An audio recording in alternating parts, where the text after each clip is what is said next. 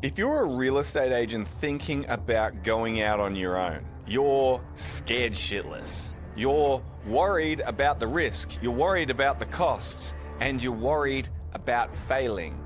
And you should be, because the truth is, a lot of real estate business owners do fail. Or they run really horrible businesses that don't actually make much money, and they would have been just better off being an agent for someone else's business.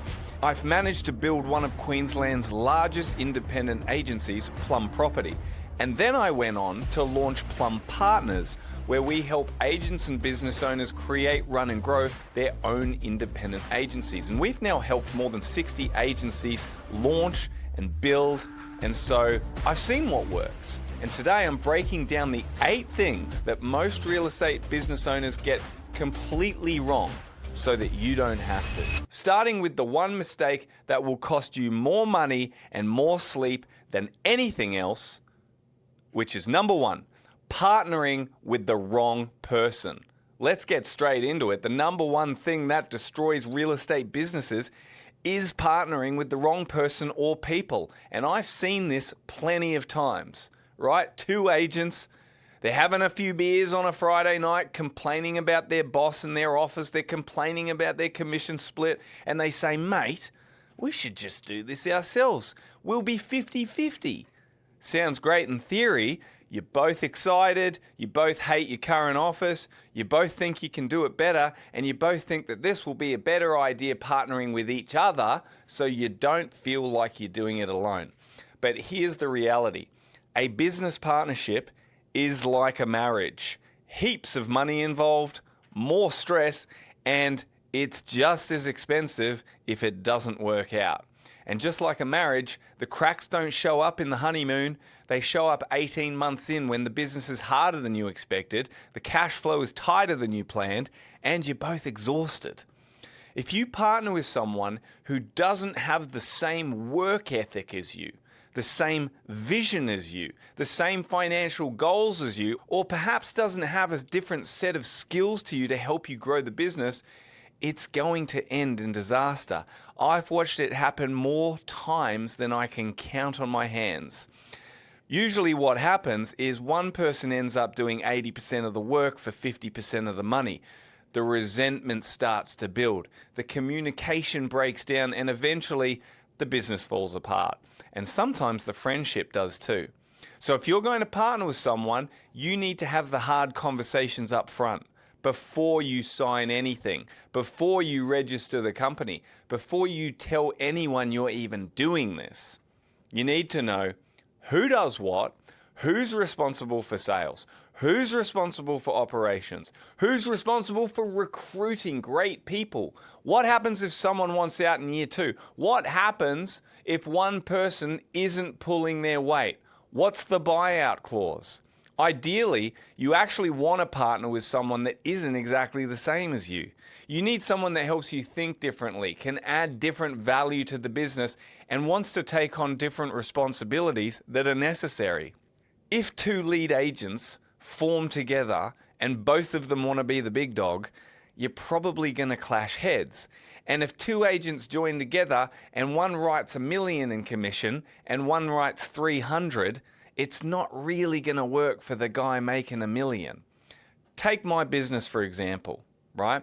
One of the reasons I think my businesses have been so successful is I have a great business partnership. My main business partner, Dylan, who started Plum with me in 2016, he built the rental business while I built the sales business. Our roles were completely separate. I was the face of the business with the marketing and the sales, whilst he was the calm and calculated guy in the background building the property management division. If you just had 2 guys like me trying to do everything, it probably wouldn't work as well. And with me and Dylan, we started the business at the same time, but our percentage stake is different. And we discussed that right from the start and why it should be that way. based on the value of what we were setting out to do and how much we think each position would grow the business. It's really important that you have these chats and conversations before you start. Understand each person's value and what percentage of the business they should be getting. And if you can't work it out at the start because someone thinks that they are worth way more than the other person thinks, then this relationship was doomed from the beginning. Point 2. Business owners that want to step off the tools too early. This is a massive one, and it's probably the most common mistake I see from agents that have had a good couple of years. So many agents start their business because they think it's their ticket to stepping off the tools and relaxing, which it could be in the long run, but many think they're going to open the doors, hire a bunch of agents, sit in the corner office, and just collect the passive income while their team does the work. Let me tell you something. That idea is a myth. When you start a real estate business, your personal sales as the selling principal are the engine that funds everything. You're the rainmaker. You're the reason the business even exists. If you step off the tools too early, the cash flow stops very quickly. The momentum dies and the business starves. I've seen agents go out on their own, hire 2 or 3 agents in the first year that do okay, and then they immediately pull back from their own prospecting because they think the business is built. Then those other agents, they don't perform the way they expected, or they leave and the revenue dries up pretty quickly. That's not good for the business, and it's also not motivating for your team. You have to lead from the front. You have to show your team how it's done. You can't expect to hire agents and have them outlist and outsell you while you're out playing golf on a Tuesday. That's not how great businesses are built, and that's not how great leadership works. Now, does that mean you'll have to be on the tools forever? Hopefully not. No. But you do have to earn your freedom, and that means staying in the game long term, driving the revenue and building the business simultaneously until it's actually big enough to sustain itself without you being the sole producer. It took me 7 years as a hardcore selling principal to finally make the decision that I could step back and stop selling property. But I didn't stop selling so I could do nothing. I then started Plum Partners and still worked just as hard, just in a different role. But I still needed to have a business that earned money without me in order to make that change. How did I know it was time that I could make that change? The rule I used is I'm not stepping back from the tools until my business has enough recurring revenue and enough proven performers that it could survive on its own without me for 2 months. When I got to that point, I made the decision to step back.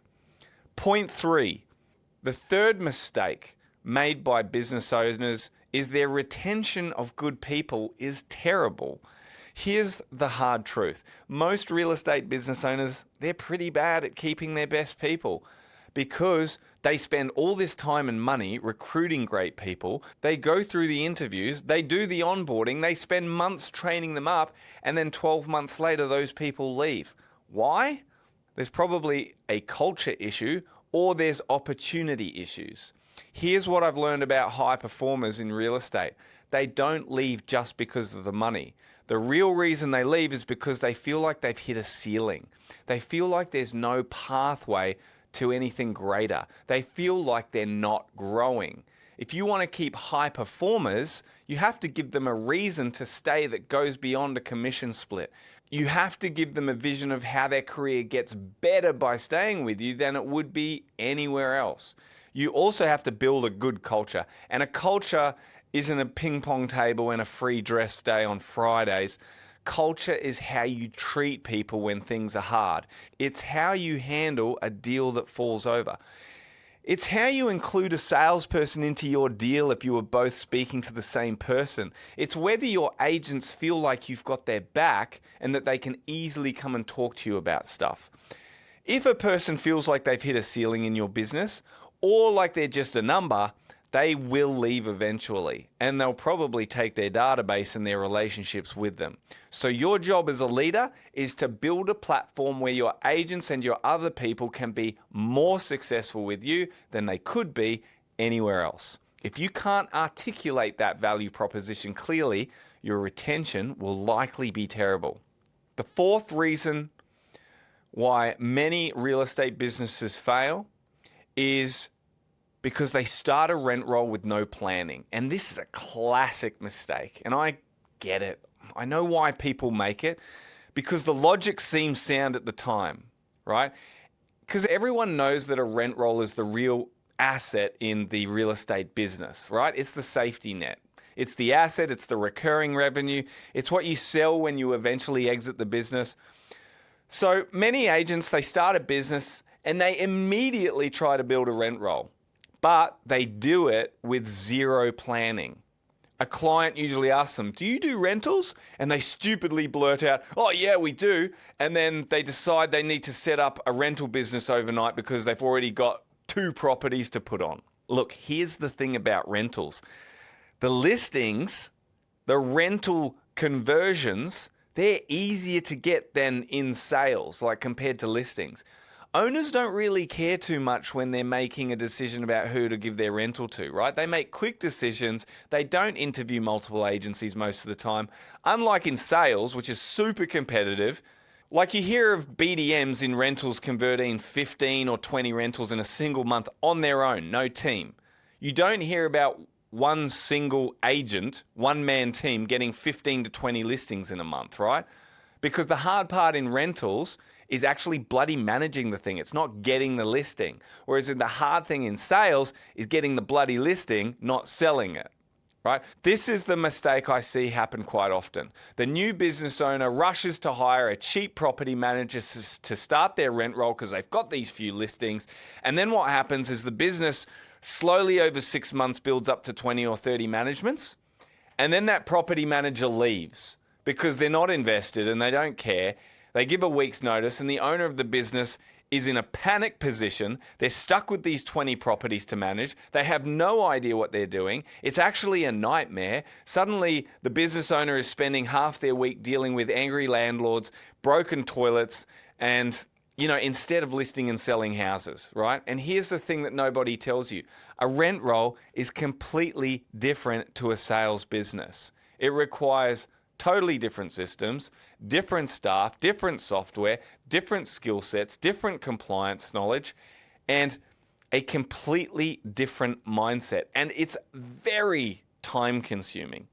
Sales is transactional, right? You win a listing, you sell it, you collect your commission, the work's done. You move on and you stay in touch every now and again. Property management is relationship-based and ongoing. Every landlord is a long-term client. Every tenant is a relationship you have to manage ongoing. Every maintenance issue is a test of your service standards. The work is continuous. It doesn't stop. It's like you get a listing, but you never sell it. And then you're doing that with hundreds and hundreds of them. So you're just completely doing this vendor management every single week over and over and over again, and properties don't sell. Imagine that. So you've got to hire staff to do your vendor management over and over again. That's what property management's like, right? If you're going to build a rent roll, you need a bulletproof plan before you take on your first property. Most importantly, you need the right staff from day one. Maybe it's someone who's got an equity share in the growth. And you, as the selling principal, you should be completely removed from the department altogether, all right? You need to focus on sales. But you need to put a budget aside for the property management department, and you have to realize you're not going to make a significant profit for years to come. This is a long-term investment, right? And you need the right software and the right processes, because a badly run rent roll, it doesn't just lose you money, it damages your reputation in the sales market too, right? If you don't manage the property well and they want to sell it, they're not selling it with you.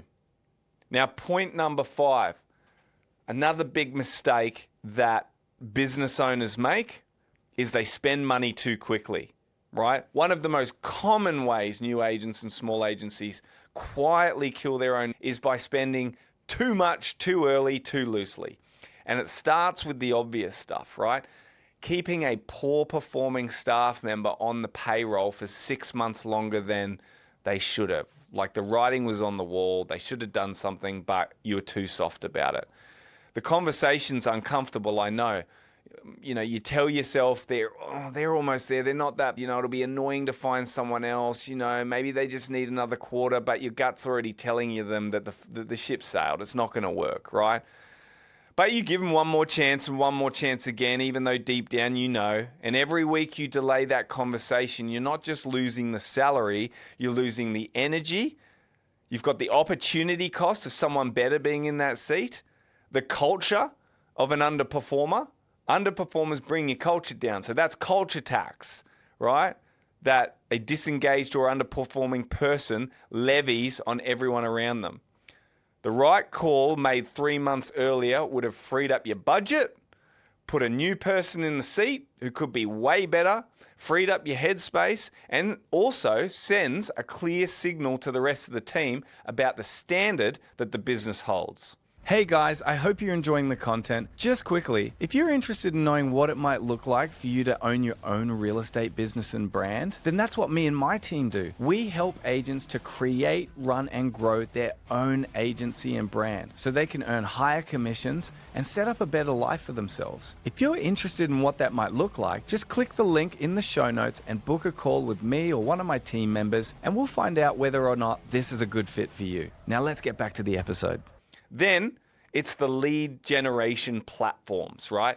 Every slick sales rep who walks through the door has a portal, a CRM add-on, a digital marketing package for guaranteed leads product that sounds like the missing piece, right? And here's the trap. Each one individually sounds reasonable. $50 here, $200 a month here, a 6-month commitment to this one because the rep threw in a bonus. Sign up for enough of these things and you've built yourself a subscription graveyard. And that drains thousands a month and delivers a lot of noise, not results. Now, the hard part is that most of these products somewhat work, just not for someone who hasn't yet built the systems for it, right? You need great follow-up systems for this stuff. You need that database discipline and the conversion process to actually turn a lead into a listing. Buying leads before you've mastered what to do with them is like buying a gym membership before you've decided to show up. The machine doesn't care. It's going to charge your credit card anyway. And then there's the classic overpaying yourself too early before the business has actually earned the right to support that number. Now, it's understandable. You've worked hard. You've taken the risk. You've built something from nothing, and you want to feel the reward as the business owner. But pulling a large salary right from the beginning when the business is new and the business can't sustainably support that, it's borrowing from your own future and it's borrowing from the growth of your business now. It starves the operation of the reinvestment capital it needs to grow, the marketing budget, the training, the hire that would actually multiply your output. The agents and principals who build durable businesses are almost always the ones who lived lean in the early years. They paid themselves a modest salary and let the retained earnings compound into something real. They know they're building a machine that's going to pay off one day. The ones who paid themselves generously from day one often find themselves back at zero within 3 years, wondering what the hell happened. The discipline required in the early stages of building a real estate business is the same discipline you'd apply to any lean operation. Keep the budget tight, question every line item, and hold the line on headcount until the revenue genuinely justifies it. Build a simple monthly budget. Income on one side, every fixed and variable cost on the other, and review it without ego. If a line item can't point to a direct, measurable return, it's a candidate for the cut. That doesn't mean you never reinvest. It means you invest deliberately with calculated risk in things you can track at a pace the business can absorb. This is the mindset shift that makes it easier, okay? It's far better to accidentally save too much than to accidentally spend too much. Saving too much is a problem you can solve on Tuesday afternoon. You reinvest, you hire, you upgrade. Spending too much is a problem that can end the whole thing. And it rarely announces itself loudly. It creeps up on you. It compounds, and by the time most people notice, the runway is already gone. All right, the sixth and probably most important one of real estate business owners failing is they try to do everything themselves. This is the classic founder trap. You start the business, and to save money, you try to do everything yourself. You're the sales agent, you're the marketing manager, you're the contracts administrator, you're the bookkeeper, you're the HR department, you're the IT guy fixing the printer on a Saturday morning. And I get it. When you're starting out, the cash is tight. You want to keep the overheads low. But there's a point where trying to do everything yourself stops saving you money, and it actually starts costing you money. Because your time has a value, right? You're an agent. Let's say you're billing $750K GCI a year. That's roughly $350 an hour for every working hour. So every hour you spend doing admin, doing bookkeeping, doing tasks that someone else could do for $30 or $40 an hour, you're losing like $300 an hour in potential revenue. That's like you paying someone $350 an hour to do admin tasks. You cannot scale a business if you're doing $30 an hour. You cannot scale a business if you're doing $30 to $40 an hour tasks with your $350 an hour value. Your highest value activity is belly to belly, face to face, on the phone, shaking hands, sitting in living rooms and negotiating deals, signing up listing presentations. That is where the money is. That is what only you should be doing, and it is what you do best. No one else can do that in your team better than you.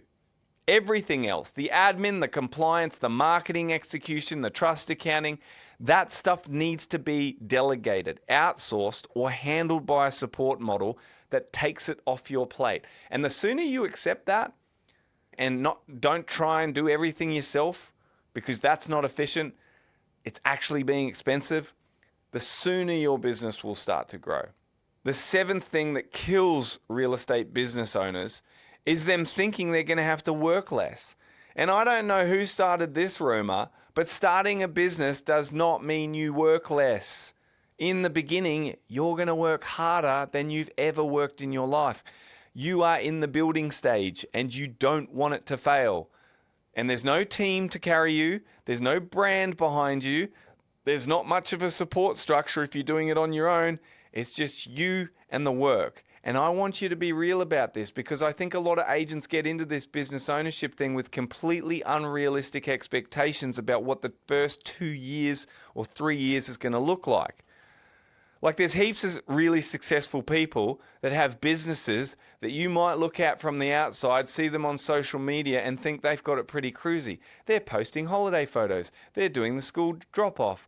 They seem relaxed, but I guarantee you they probably work really hard, and at some point they did some really hard years where they were working 6, probably 7 days a week, where they were answering emails at 10 o'clock at night, where they were grinding through a tough market with no guarantee it was going to work out.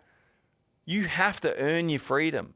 You've got to put the grind in and build the machine, whether that machine is the business itself or it's more investments outside of the business that also generate you income.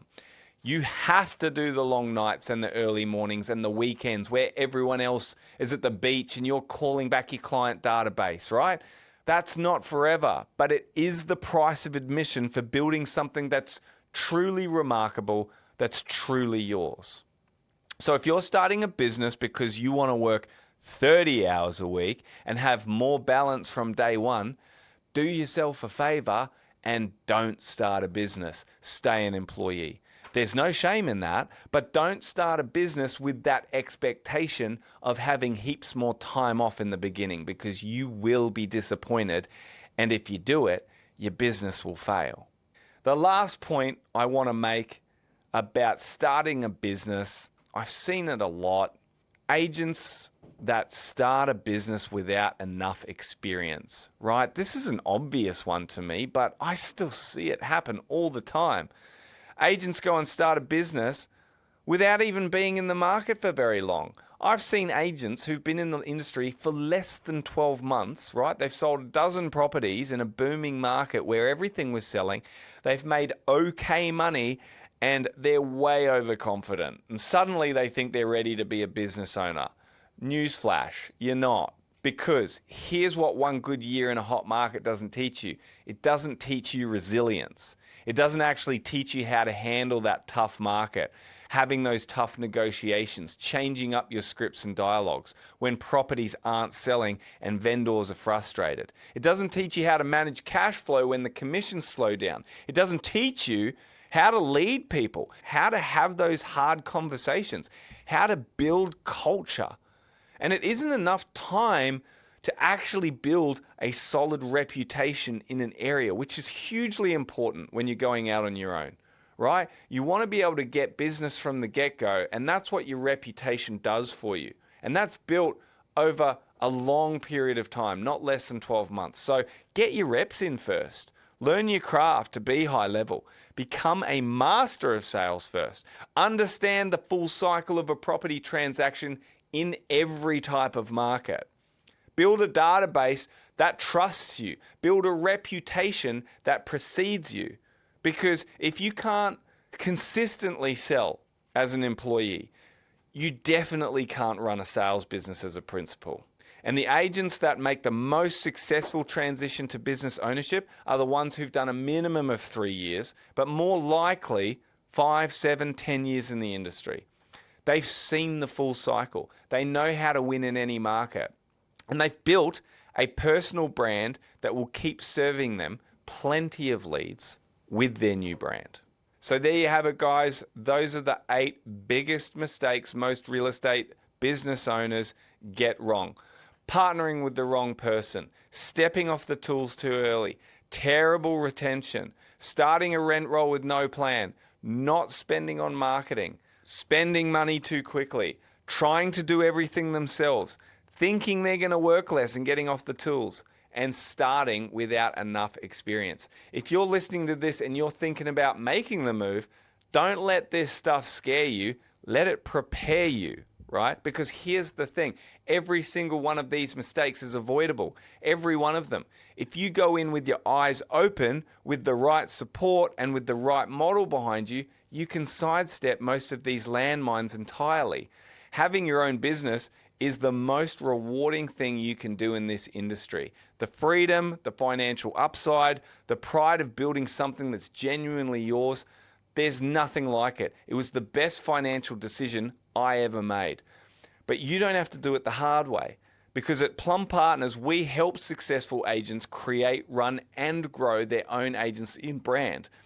We provide all the back-end support, the technology, the accounting, the marketing, the compliance, the mentorship, the systems and processes. We take away the complexity so that you can focus on what you do best. We're essentially giving you your whole own office of staff from day one without the overhead of building it yourself. So if you're ready to build your own ship, head to plumpartners.com.au and let's have a chat. Or, of course, follow me on Instagram at Dan_Lee_PLUM, Plum. I'm Daniel Lee. Thank you so much for listening. If you got value out of this podcast, please leave a comment, subscribe to this podcast so that you get them weekly, or even share this with a friend who you think would benefit from hearing it. And I'll see you on the next episode of Get Keen.